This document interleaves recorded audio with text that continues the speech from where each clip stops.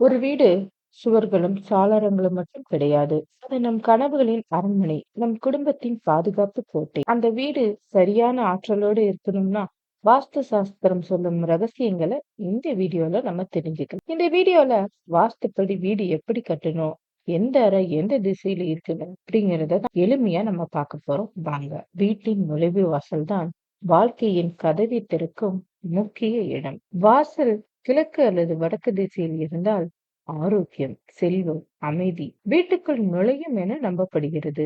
வாசல் எப்போதும் சுத்தமாக, வெளிச்சமாக இருக்கணும். வீடு எப்படி இருக்கும் என்பதை தீர்மானிப்பது வாசல்தான்.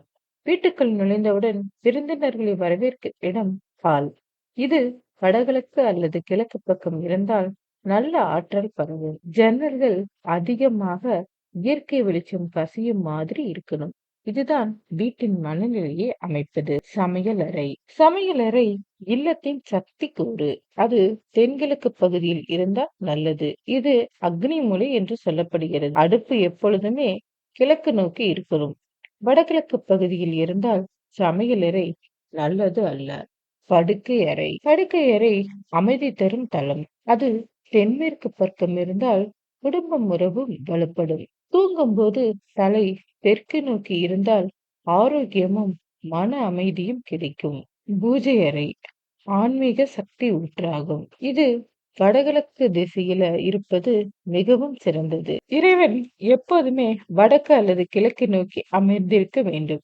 ஒளி, தூய்மை, அமைதி இந்த மூன்றும் பூஜை அறையின் அடையாளம். குளியலறை. குளியலறை அல்லது கழிப்பறை வடமேற்கு அல்லது தென்மேற்கு பக்கத்தில் இருந்தால் நல்லது. ஆனால் வடகிழக்கு பக்கத்தில் இருந்தால் வாஸ்துவின் மிக மோசமானதாக கருதப்படுகிறது. சுத்தம்தான் வாஸ்துவின் உயிர். படிப்பு. படிப்பு அல்லது வேலை அறை கிழக்கு அல்லது வடக்கு பக்கம் இருந்தால் சிறந்தது.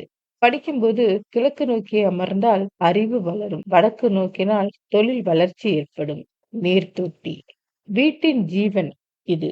நிலத்தடி நீர் தொட்டி வடகிழக்கு பக்கம் இருக்க வேண்டும். மேல்தள நீர் தொட்டி தென்மேற்கு பக்கம் வைத்தால் நல்லது. இது வாழ்க்கையில் செழிப்பு தரும். வீட்டில் ஜன்னல்கள் அதிகமாக கிழக்கு அல்லது வடக்கு பக்கத்துல இருக்கணும். சூரிய ஒளி காற்றோட்டம் அதிகரிக்கும். வீட்டு வடிவம் சதுரம் அல்லது செவ்வகத்துல இருந்தால் வாஸ்து மிக சிறப்பாக அமையும். வளைந்த முறைகேடான வடிவங்கள் தவிர்க்கப்பட வேண்டும். வாஸ்து சாஸ்திரம் என்பது வெறும் நம்பிக்கை அல்ல. இது 1000 ஆண்டுகளாக வந்த அறிவியல் கலைந்த வாழ்க்கை முறைகள்.